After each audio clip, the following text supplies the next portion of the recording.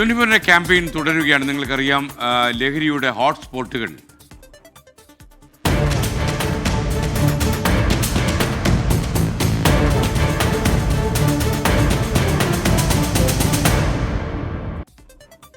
പ്രിയപ്പെട്ട പ്രേക്ഷകർക്ക് അറിയുന്നപോലെ 30 ദിവസത്തിലധികം കേരളത്തിലെ 14 ജില്ലകളിലൂടെ നമ്മളൊരു യാത്ര നടത്തിയപ്പോൾ ഈ ലഹരി ഒഴുകുന്ന ചില പ്രത്യേക കേന്ദ്രങ്ങൾ നമുക്ക് മനസ്സിലായി. അതിനെ ഹോട്ട്സ്പോട്ടുകൾ എന്ന് വിശേഷിപ്പിക്കാനാണ് നമുക്ക് താല്പര്യം. ഈ ഹോട്ട്സ്പോട്ടുകളിലൂടെ കേരളത്തിലേക്ക് ഒഴുകുന്ന ലഹരിക്ക് കണക്കില്ല എന്ന് മനസ്സിലാക്കിയപ്പോഴാണ് ഇത്തരമൊരു പരമ്പര സംപ്രേഷണം ചെയ്യാൻ നമ്മൾ തീരുമാനിച്ചത്. തലസ്ഥാനത്തെ മലയോര മേഖല കേന്ദ്രീകരിച്ച് ലഹരി മാഫിയ പിടിമുറുക്കിയിട്ടുണ്ടെന്ന് നമ്മൾ മനസ്സിലാക്കുന്നു. കാട്ടാക്കടയിൽ മാത്രം കഴിഞ്ഞ ഒരു കൊല്ലത്തിനിടെ റിപ്പോർട്ട് ചെയ്ത ലഹരി കേസുകൾ നിരവധിയാണ്. തമിഴ്നാട്ടിൽ നിന്നാണ് അതിർത്തി കടന്ന് ലഹരി വസ്തുക്കൾ മലയോര ഗ്രാമങ്ങളിൽ എത്തിച്ചേരുന്നത്.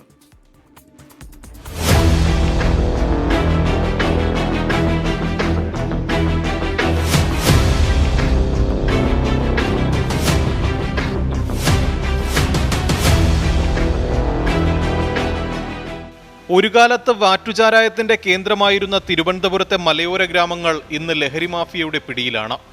MDMAയും കഞ്ചാവും ലഹരി ഗുളികകളും യഥേഷ്ടം കിട്ടുന്ന പ്രദേശമായി ഇവിടം മാറി. ഒടുവിലത്തെ ഉദാഹരണം ബ്രെഡിൽ ഒളിപ്പിച്ച 200 ഗ്രാം MDMAയുമായി 2 യുവാക്കൾ പിടിയിലായതാണ്. 16 മുതൽ 22 വയസ്സുവരെ പ്രായമുള്ള യുവാക്കളാണ് ലഹരിക്ക് അടിമകളായിട്ടുള്ളവരിൽ ഏറെയും.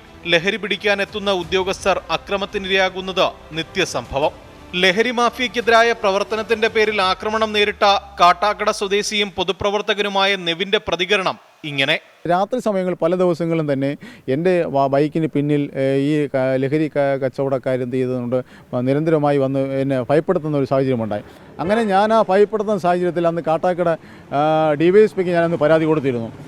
പോലീസ് പരാതി കൊടുത്തിരുന്നു. പിന്നെ ഞങ്ങളുടെ പലപ്പോഴും ഞങ്ങളുടെ സഹപ്രവർത്തകർ രാത്രി എന്നോടൊപ്പം തന്നെ ഈ ആഹാരം കൊണ്ട് കൊടുക്കുമ്പോഴൊക്കെ എന്നെ അനുഗമിക്കുമായിരുന്നു. കാരണം എന്നെ പല പ്രാവശ്യം ആക്രമിക്കുന്നതിലേക്ക് വേണ്ടിയുള്ള ഒരു സംഭവമൊക്കെ അതിനകത്ത് ഉണ്ടായി. പിന്നെ നമ്മുടെ സമിതിയുടെ പ്രവർത്തകർ നിരന്തരം തന്നെ ഈ ലഹരി കച്ചവടക്കാർ വന്ന് ചീത്ത വിളിച്ചിട്ട് പോവുകയും അസഭ്യം പറയുകയും ഇങ്ങോട്ട് ആക്രമണം ഉണ്ടാക്കാനുള്ള ശ്രമങ്ങളൊക്കെ ഉണ്ടായിട്ടുണ്ട്. പരിശോധനകളിൽ നിരവധി പേരെ പിടികൂടിയിട്ടും മാഫിയ സംഘങ്ങളുടെ വേരിറക്കാൻ കഴിയുന്നില്ല. ലഹരി വ്യാപനം തടയാൻ സംയുക്തമായ പോരാട്ടം വേണമെന്നാണ് പോലീസും എക്സൈസും പറയുന്നത്.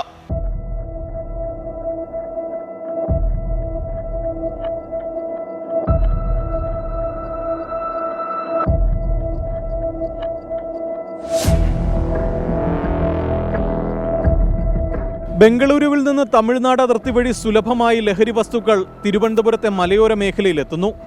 അവിടെ നിന്ന് ഗ്രാമങ്ങളിലേക്കും പിന്നീട് നഗരങ്ങളിലേക്കും ലഹരി കൈമാറ്റം ചെയ്യപ്പെടുന്നതോടെ യുവാക്കൾ ലഹരിക്കും അക്രമത്തിനും അടിമകളാകുന്നു.